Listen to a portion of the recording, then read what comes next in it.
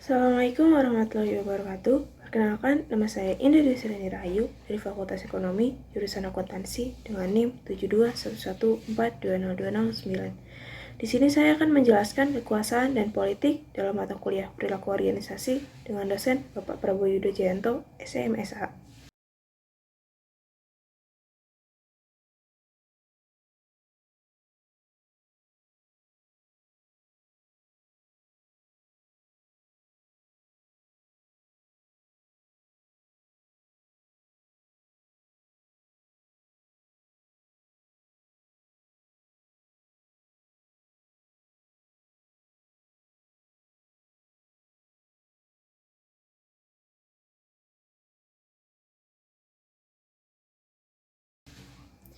Kekuasaan. Kekuasaan adalah kapasitas yang dimiliki A untuk mempengaruhi B, sehingga B melakukannya sesuai keinginan A. Ketergantungan adalah hubungan B dengan A, di mana A memiliki apa yang dibutuhkan B.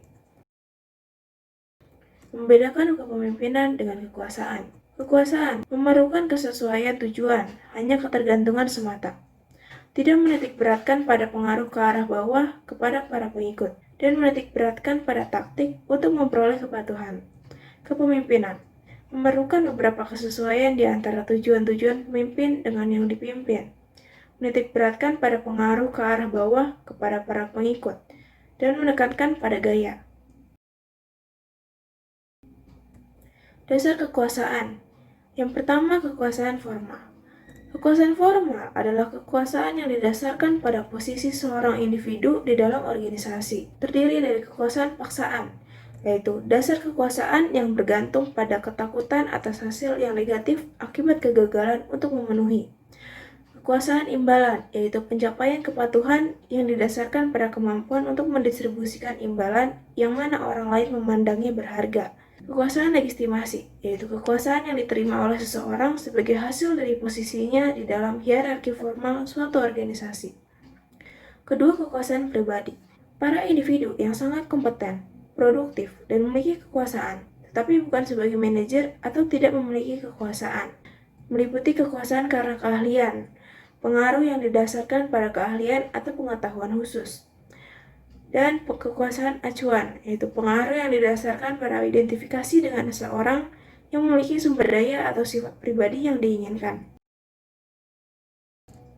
Ketergantungan, kunci menuju kekuasaan. Merumuskan ketergantungan secara umum. Semakin tinggi ketergantungan B pada A, maka akan semakin tinggi kekuasaan yang dimiliki A oleh B. Apakah yang menciptakan kebergantungan? Pentingnya, jika tidak ada seorang pun yang menginginkan apa yang Anda miliki, maka tidak akan mampu menciptakan kebergantungan. Kelangkaan. Dan terakhir, tidak tergantikan. Semakin sedikit yang dapat menggantikan dengan layak suatu sumber daya, semakin besar pengendalian kekuasaan yang dimiliki oleh sumber daya tersebut. Kekuasaan taktik. Kekuasaan taktik adalah cara-cara yang mana para individu akan menerjemahkan kekuasaan yang mendasari ke dalam tindakan-tindakan yang spesifik. 9 pengaruh taktik. Pertama, legitimasi. Kedua, bujukan yang rasional. Ketiga, daya tarik yang menjadi sumber inspirasi. Keempat, konsultan. Kelima, pertukaran. Keenam, daya tarik pribadi. Ketujuh, menjilat. Kedelapan, tekanan. Dan terakhir, koalisi. Bagaimana kekuasaan dapat mempengaruhi orang-orang? Mempengaruhi orang secara negatif. Yang pertama, kekuasaan akan mempengaruhi orang yang menempatkan kepentingannya sendiri di atas kepentingan orang lain. Kedua, kekuasaan akan mengarahkan individu untuk merealisasikan orang lain. Yang ketiga, untuk menilai hubungan dengan orang-orang yang memiliki lebih sedikit kekuasaan. Keempat, melihat hubungan secara lebih periferal. Kelima, orang yang berkuasa akan lebih bersedia untuk mencemarkan nama baik orang lain. Keenam, mengambil keputusan yang menguntungkan diri sendiri. Dan terakhir, pengambilan keputusan yang terlalu percaya diri. Memengaruhi secara positif. Yang pertama, kekuasaan akan memberikan energi dan mengarahkan pada pendekatan motivasi. Kedua, mendorong motivasi orang untuk membantu orang lain. Ketiga, kekuasaan akan benar-benar meningkatkan kesadaran moral. Pelecehan seksual.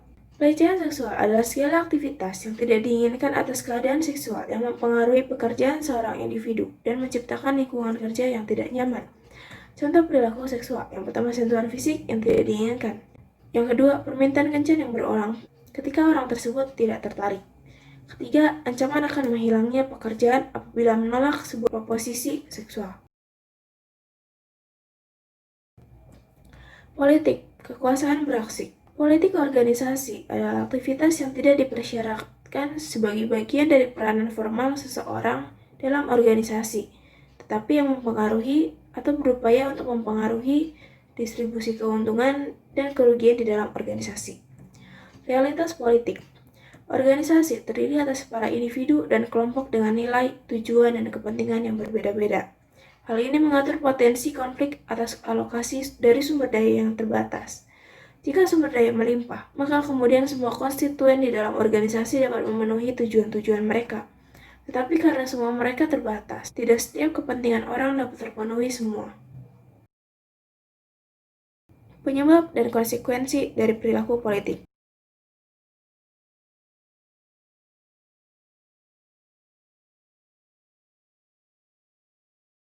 Faktor-faktor yang mempengaruhi perilaku politik.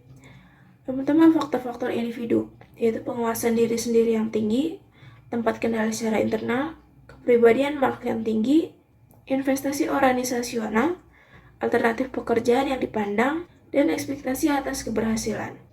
Faktor-faktor organisasi, yaitu realokasi sumber daya, peluang promosi, kepercayaan yang rendah, peranan yang tidak jelas, sistem evaluasi kinerja yang tidak jelas, pelaksanaan pemberian imbalan yang tidak berisiko, pengambilan keputusan secara demokratis, tekanan kinerja yang tinggi, dan para manajer senior yang mementingkan diri sendiri. Menimbulkan politik dari rendah ke tinggi, kemudian mengantarkan hasil yang menguntungkan, yaitu imbalan atau hukuman yang dihindari. Komponen-komponen suatu sikap. Politik organisasi dapat mengancam para pekerja. Yang pertama, menurunkan kepuasan kerja. Kedua, meningkatkan kecemasan dan tekanan. Ketiga, meningkatkan tingkat perputaran kerja. Keempat, menurunkan kinerja. Manajemen kesan. Manajemen kesan adalah proses yang mana individu berupaya untuk mengendalikan kesan lainnya yang membentuk mereka.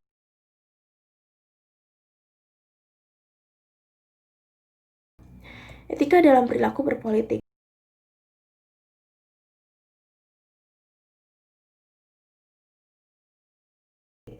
Terdapat 3 pertanyaan untuk etika dalam perilaku berpolitik. Yang pertama, apakah gunanya terlibat dalam permainan politik?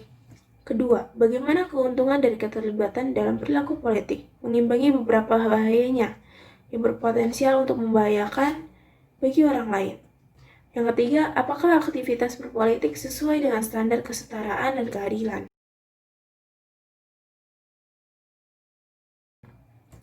Memetakan karir politik Anda. Untuk mengetahuinya, terdapat 3 pertanyaan. Yang pertama, apakah yang menjadi ambisi Anda? Kedua, siapakah yang memiliki kekuasaan untuk membantu Anda mencapai tujuan?